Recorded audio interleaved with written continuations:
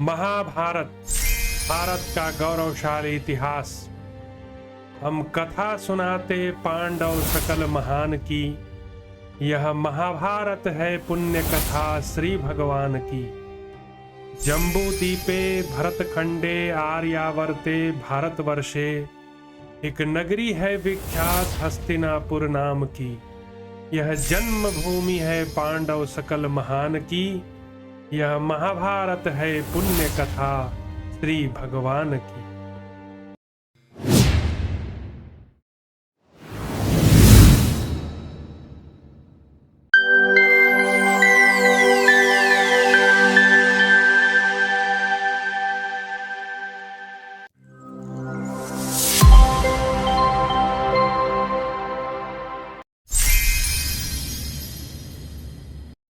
श्री रुक्मिणी कृष्णचंद्राभ्याम नमः।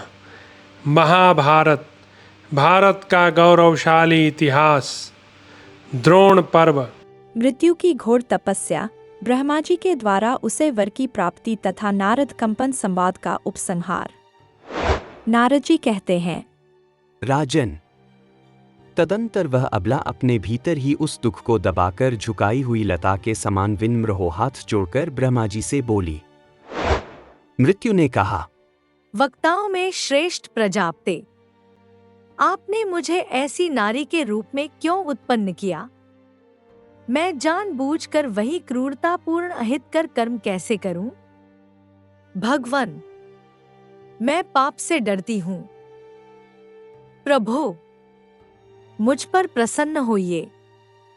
जब मैं लोगों के प्यारे पुत्रों, मित्रों, भाइयों, माताओं, पिताओं तथा पतियों को मारने लगूंगी, देव, उस समय उनके संबंधी इन लोगों के मेरे द्वारा मारे जाने पर सदा मेरा अनिष्ट चिंतन करेंगे। अतः मैं इन सब से बहुत डरती हूँ। रोते हुए दीन दुखी प्राणियों के नेत्रों से जो आंसुओं की बूंदें गिरती हैं, उनसे भयभीत होकर मैं आपकी शरण में आई हूँ। देव, सुरश्रेष्ठ, लोक पितामह, मैं शरीर और मस्तक को झुकाकर हाथ जोड़कर विनीत भाव से आपकी शरणागत होकर केवल इसी अभिलाषा की पूर्ति चाहती हूँ कि मुझे यमराज के भवन में न जाना पड़े। प्रजेश्वर, मैं आपकी कृपा से तपस्या करना चाहती हूँ। देव, भगवान, प्रभु, आप मुझे यही वर प्रदान करें। आपकी आज्ञा लेकर मैं उत्तम धनुकाश्रम को चली जाऊंगी और वहां आपकी ही आराधना में तत्पर रहकर कठोर तपस्या करूंगी। देवेश्वर, मैं रोते विलखते प्राणियों के प्यारे प्राणों का अपहरण नहीं कर सकूंगी। आप इस अधर्म से मुझे बचावे। ब्रह्मा जी ने कहा, मृत्यु, प्रजा के संहार के लिए ही मेरे द्वारा संकल्प पूर्वक तेरी सृष्टि की गई है। जा तू सारी प्रजा का संहार कर। तेरे मन में कोई अन्यथा विचार नहीं होना चाहिए। यह बात इसी प्रकार होने वाली है। इसमें कभी कोई परिवर्तन नहीं हो सकता। तू लोक में निंदित न हो, मेरी आज्ञा का पालन कर। नारद जी कहते हैं, राजन, भगवान ब्रह्मा जी के ऐसा कहने पर उन्हीं की ओर मुंह करके हाथ जोड़े खड़ी हुई वह नारी मन ही मन बहुत प्रसन्न हुई, परंतु उसने प्रजा के हित की कामना से संहार कार्य में मन नहीं लगाया। तब प्रजेश्वरों के भी स्वामी भगवान ब्रह्मा चुप हो गए। फिर वे भगवान प्रजापति तुरंत अपने आप ही प्रसन्नता को प्राप्त हुए। देवेश्वर ब्रह्मा संपूर्ण लोकों की ओर देखकर मुस्कराए। उन्होंने क्रोध शून्य होकर देखा, इसलिए वे सभी लोग पहले के समान हरे भरे हो गए। उन अपराजित भगवान ब्रह्मा का रोष निवृत्त हो जाने पर वह कन्या भी उन परम बुद्धिमान देवेश्वर के निकट से अन्यत्र चली गई। राजेंद्र, उस समय प्रजा का संहार करने के विषय में कोई प्रतिज्ञा न करके मृत्यु वहां से हट गई और बड़ी उतावली के साथ धेनुकाश्रम में जा पहुंची। उसने वहां अत्यंत कठोर और उत्तम व्रत का पालन आरंभ किया। उस समय वह दयावश प्रजावर्ग का हित करने की इच्छा से अपनी इंद्रियों को प्रिय विषयों से हटाकर 21 पद्म वर्षों तक एक पैर पर खड़ी रही। नरेश्वर। तदंतर पुनः अन्य 21 पद्म वर्षों तक वह एक पैर से खड़ी होकर तपस्या करती रही। तात। इसके बाद 10,000 पद्म वर्षों तक वह मृगों के साथ विचरती रही। फिर शीतल एवं निर्मल जल वाली पुण्यमयी नंदा नदी में जाकर उसके जल में उसने 8,000 वर्ष व्यतीत किए। इस प्रकार नंदा नदी में नियमों के पालन पूर्वक रहकर वह निष्पाप हो गई। तदंतर व्रत नियमों से संपन्न हो मृत्यु पहले पुण्यमयी कौशिकींदी के तट पर गई और वहां वायु तथा जल का आहार करती हुई पुनः कठोर नियमों का पालन करने लगी। उस पवित्र कन्या ने पंचगंगा में तथा वेतस्वन में बहुत सी भिन्न भिन्न तपस्याओं द्वारा अपने शरीर को अत्यंत दुर्बल कर दिया। इसके बाद वह गंगा जी के तट और प्रमुख तीर्थ महामेरु के शिखर पर जाकर प्राणायाम में तत्पर हो प्रस्तर मूर्ति की भांति निश्चेष्ट भाव से बैठी रही। फिर हिमालय के शिखर पर जहाँ पहले देवताओं ने यज्ञ किया था, वहाँ वह परम शुभ लक्षणा कन्या एक निखर वर्षों तक अंगूठे के बल पर खड़ी रही। तदंतर पुष्कर, गोकर्ण, नैमिषारण्य तथा मल्याचल के तीर्थों में रहकर मन को प्रिय लगने वाले नियमों द्वारा उसने अपने शरीर को अत्यंत क्षीण कर दिया। दूसरे किसी देवता में मन न लगाकर वह सदा पितामह ब्रह्मा में ही सुदृढ़ भक्तिभाव रखती थी। उस कन्या ने अपने धर्माचरण से पितामह को संतुष्ट कर लिया। राजन। तब लोकों की उत्पत्ति के कारण भूत अविनाशी ब्रह्मा उस समय मन ही मन अत्यंत प्रसन्न हो सौम्य हृदय से प्रीतिपूर्वक उससे बोले, मृत्यु, तू किस लिए इस प्रकार अत्यंत कठोर तपस्या कर रही है? तब मृत्यु ने भगवान पितामह से फिर इस प्रकार कहा, देव, प्रभो, सर्वेश्वर, मैं आपसे यही वर पाना चाहती हूँ कि मुझे रोती चिल्लाती हुई स्वस्थ प्रजाओं का वध न करना पड़े। महाभाग, मैं अधर्म के भय से बहुत डरती हूँ, इसीलिए तपस्या में लगी हुई हूँ। अविनाशी परमेश्वर, मुझ भयभीत अबला को अभयदान दीजिए। नाथ, मैं एक निरपराध नारी हूँ और आपके सामने आर्तभाव से याचना करती हूँ। आप मेरे आश्रयदाता हों। तब भूत, भविष्य और वर्तमान के ज्ञाता भगवान ब्रह्मा ने उससे कहा, मृत्यु, इन प्रजाओं का संहार करने से तुझे अधर्म नहीं होगा। भद्रे, मेरी कही हुई बात किसी प्रकार झूठी नहीं हो सकती। इसलिए कल्याणी, तू 4 श्रेणियों में विभाजित समस्त प्राणियों का संहार कर। सनातन धर्म तुझे सब प्रकार से पवित्र बनाए रखेगा। लोकपाल, यम तथा नाना प्रकार की व्याधियां तेरी सहायता करेंगी। मैं और संपूर्ण देवता तुझे पुनः वरदान देंगे, जिससे तू पाप मुक्त हो अपने निर्मल स्वरूप से विख्यात होगी। महाराज।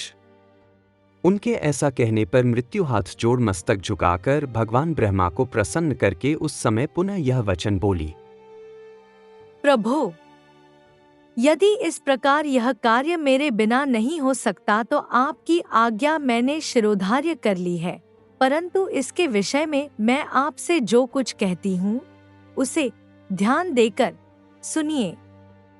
लोभ, क्रोध, असूया, ईर्ष्या, द्रोह, मोह, निर्लज्जता और एक दूसरे के प्रति कही हुई कठोर वाणी, ये विभिन्न दोष ही देहधारियों की देह का भेदन करें।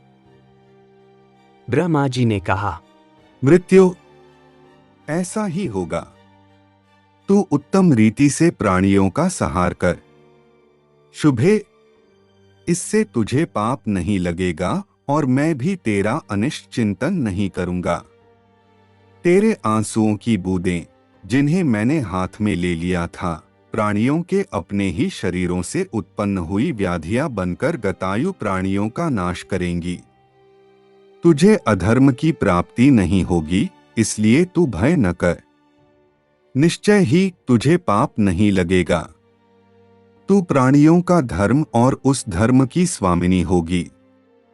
अतः सदा धर्म में तत्पर रहने वाली और धर्मानुकूल जीवन बिताने वाली धरित्री होकर इन समस्त जीवों के प्राणों का नियंत्रण कर।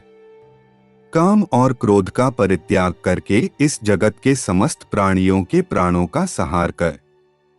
ऐसा करने से तुझे अक्षय धर्म की प्राप्ति होगी। मिथ्याचारी पुरुषों को तो उनका अधर्म ही मार डालेगा। तू धर्माचरण द्वारा स्वयं ही अपने आप को पवित्र कर।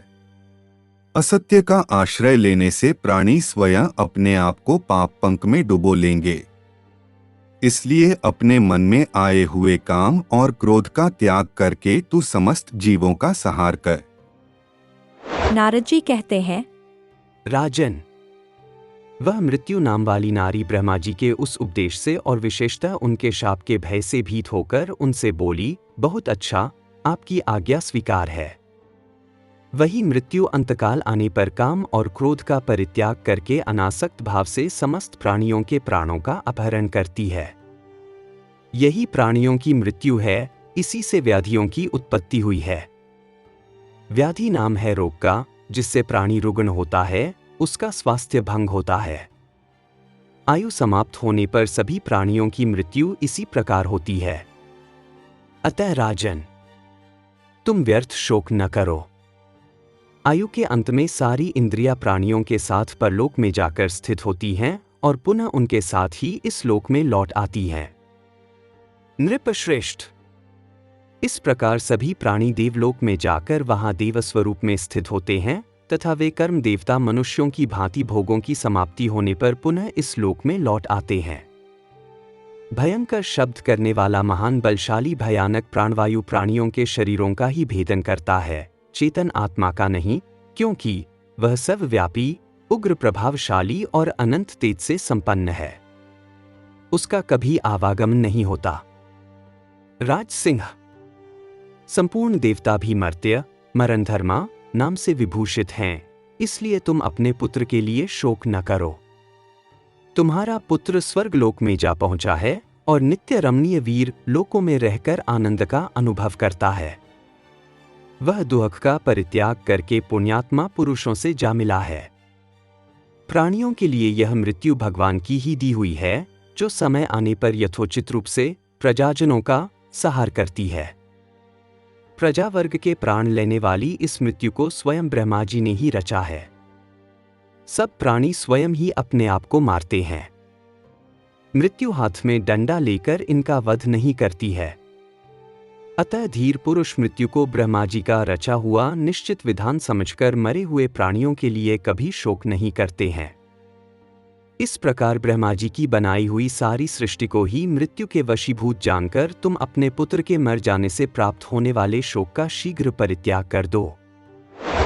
व्यास जी कहते हैं, युधिष्ठिर, नारद जी की कही हुई यह अर्थभरी बात सुनकर राजा अकंपन अपने मित्र नारद से इस प्रकार बोले, भगवन, मुनिश्रेष्ठ, आपके मुंह से यह इतिहास सुनकर मेरा शोक दूर हो गया।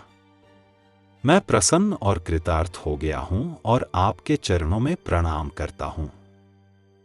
व्यास जी ने कहा, राजा अकंपन के इस प्रकार कहने पर ऋषियों में श्रेष्ठतम अमितात्मा देवर्षि नारद शीघ्र ही नंदन वन को चले गए। जो इस इतिहास को सदा सुनता और सुनाता है, उसके लिए यह पुण्य, यश, स्वर्ग, धन तथा आयु प्रदान करने वाला है। युधिष्ठिर, उस समय महारथी महापराक्रमी राजा अकंपन इस उत्तम अर्थ को प्रकाशित करने वाले वृत्तांत को सुनकर तथा क्षत्रिय धर्म एवं शूरवीरों की परम गति के विषय में जानकर यथासमय स्वर्गलोक को प्राप्त हुए। महाधनुर्धर अभिमन्यु पूर्वजन्म में चंद्रमा का पुत्र था। वह महारथी वीर सम्रांगण में समस्त धनुर्धरों के सामने शत्रुओं का वध करके खड्ग, शक्ति, गदा और धनुष द्वारा सम्मुख युद्ध करता हुआ मारा गया है तथा दुःखरहित हो पुनः चंद्रलोक में ही चला गया है। अतः पांडुनंदन, तुम भाइयों सहित उत्तम धैर्य धारण करके प्रमाद छोड़कर भली भांति कवच आदि से सुसज्जित हो पुनः शीघ्र ही युद्ध के लिए तैयार हो जाओ।